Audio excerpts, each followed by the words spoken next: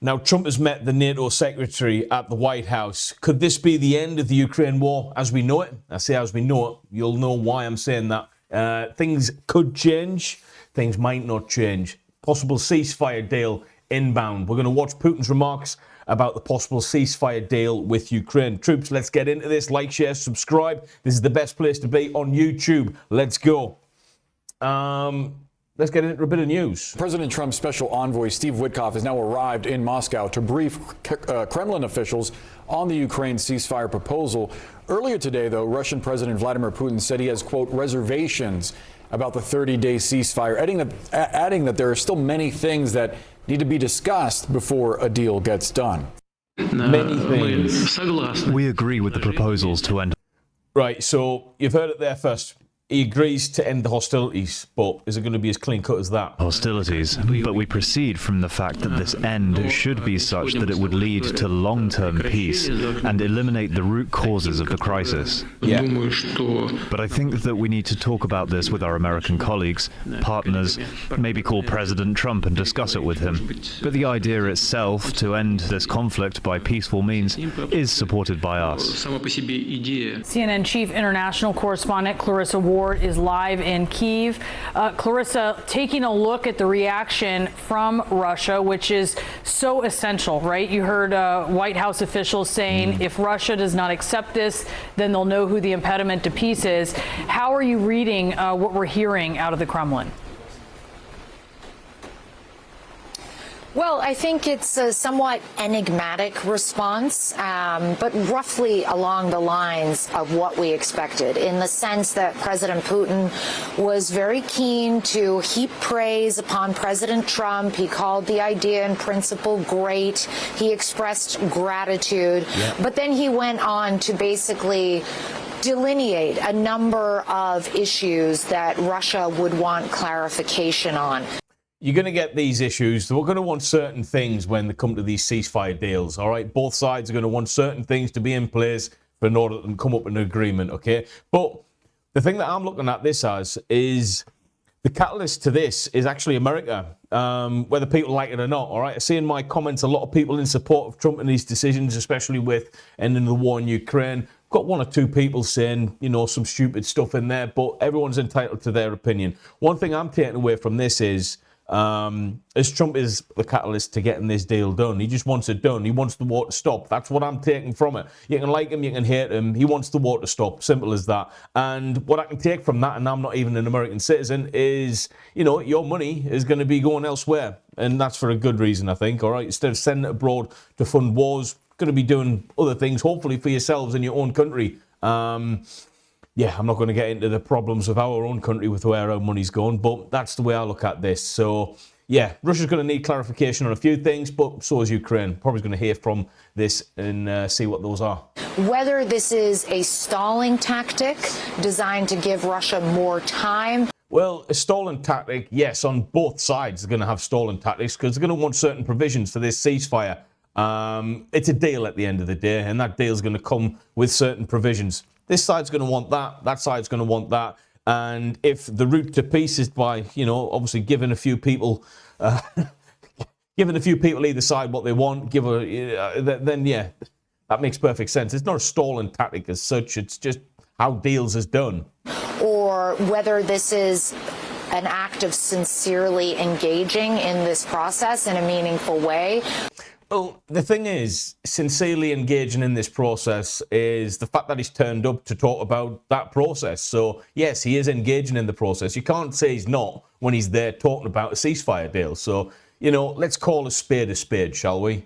Remains to be seen. One of the issues that he brought up was the issue of Kursk, where Russian forces have essentially now isolated the Ukrainian forces, and a withdrawal of Ukrainian forces looks like it's already underway, but certainly we're talking days, not weeks, before Kursk will likely fall back under complete Russian control. He also raised the issue of, will it be possible for Ukraine Ukraine during this 30 days to remobilize? Will it be possible for them to regroup, reconstitute, rearm?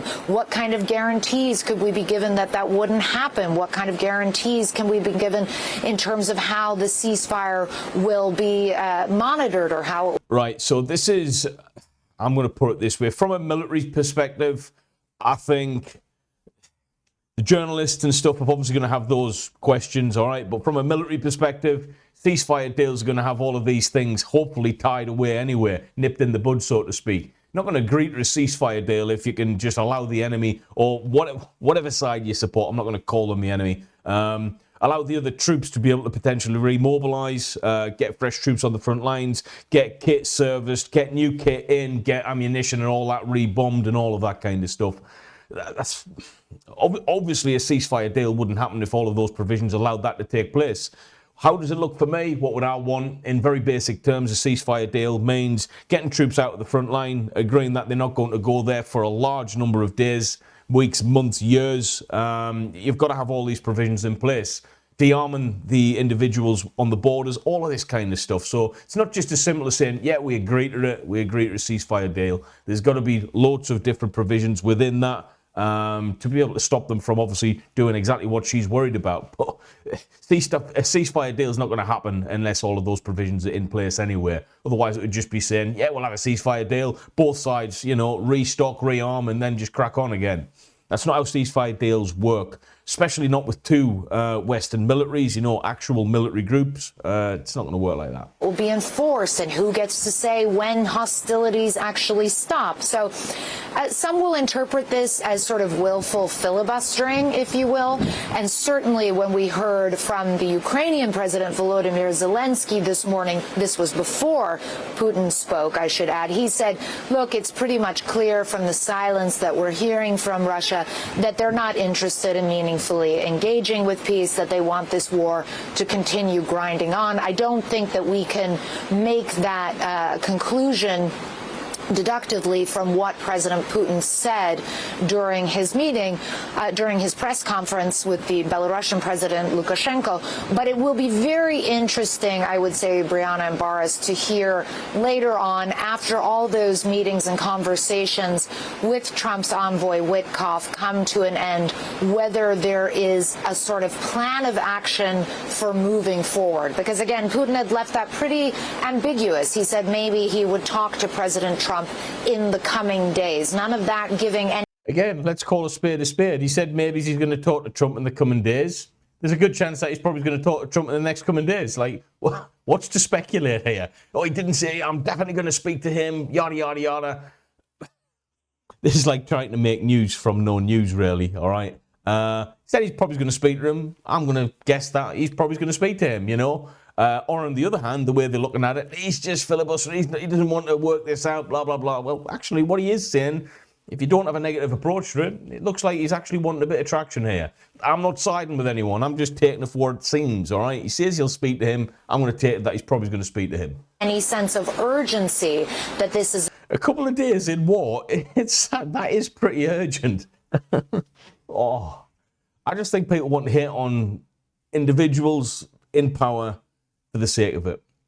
It's like this rhetoric of creating an absolute monster when both sides are fighting, all right? I don't want anyone to die at the end of the day, but both sides are actively engaging in this. Yes, one's protecting their land, one's the invader, yada, yada, yada.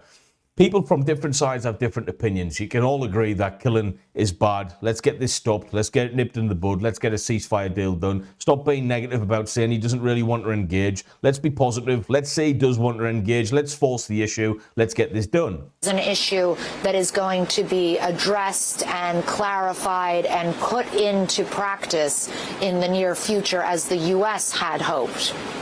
David, I wonder what you make of the timing here. The NATO Secretary General meeting with Donald Trump. We're set to hear from them directly in just moments, as we're hearing Vladimir Putin say sort of yes to this deal, but also no. Right.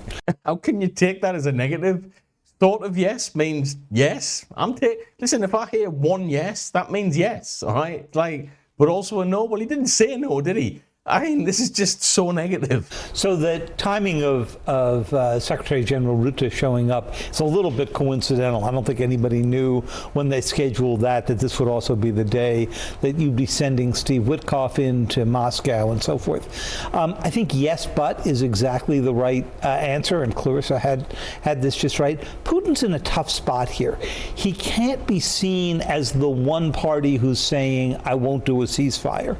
And yet, a ceasefire is not in his interest right now while they're taking back Russian territory that the Ukrainians had seized and while he thinks he's on the march. Well, let's get one thing straight. From the start, he's been taking territory. He's been taking territory literally from day one. So I don't agree with that. The second problem he's got is that he's concerned that the ceasefire will be something he can't get out of. And what he really wants is, if there is a long-term ceasefire, to have a number of different issues, that Ukraine can't enter NATO, that along the way Russia will be able to resolve what they call their long historic issues, which is essentially that Ukraine is a part of Russia. So he's a little afraid of being jammed, and I think you're seeing him wiggle his way through. Yeah, and I wonder what you think about what you're hearing of that, especially considering this idea, the Kursk piece of this, where he says it's not clear how the situation would develop in Kursk and elsewhere if a ceasefire was implemented. That development in Kursk of Russia taking back that territory is something that happened since the U.S. suspended, it's now been reinstated, but suspended military aid to the Ukrainians. So in a way, there's almost this cycle. The U.S. takes an action, we see Russia taking back Kursk, and now that seems to be dissuading them in at least one of these elements from wanting to get on board.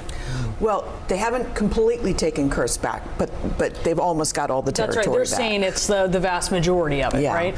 But what I'm watching for is how will Trump react to not the no, but the explanations beyond, where Trump said, he accepts the concept of a ceasefire, but it was translated from the Russian as with nuances. And then his spokesperson and others have filled in some of those nuances, that they need to see a new administration in Ukraine. They need to see the world community recognize their annexation of 4 sections of eastern Ukraine that they don't completely even control right now. Right. So what they're saying is, ceasefire with provisions. They've fought both sides hard. Ukraine bravely, and the Russians have been fighting a lot of the time against their will. That's how war works, okay? Not everyone wants to be war fighters, even those who join the military. That's just a fact. And the men on both sides, a lot of them don't want to fight. I know this. I've been in the military. I understand how it works. I think Ukraine have got a greater cause to fight for. Of course, their country, their home has been invaded. But you think back to every deal you've ever made in life, whether it's on the schoolyard, swapping sweets or, changing Pokemon cards. Deals come with provisions, small or big, doesn't matter. This is just the fact of life. When you come to certain elements of politics and making deals in a ceasefire deal, it's not a small thing. This is a huge thing. We're talking about a country who's invaded another country. Of course there's going to be provisions in place. It's like, I can't believe they're mugging this bit off and they're shocked about this. I can't believe he said he wants a ceasefire deal, but, well, of course there's going to be a but. And that but, all right, it's not going to be too good sounding for the Ukrainians. It's just how it is, all right? If he's got the upper hand in that war and there's a ceasefire deal in place, facilitated, by the pressure from the United States, the lack of funding being sent to Ukraine, yada, yada, yada, then of course there's going to be a but. All right, we're talking about a man who leads a massive country, huge military, he invaded a country. Yeah, you want me to stop? Well, this is the provisions behind that. Now, I'm not saying I support that.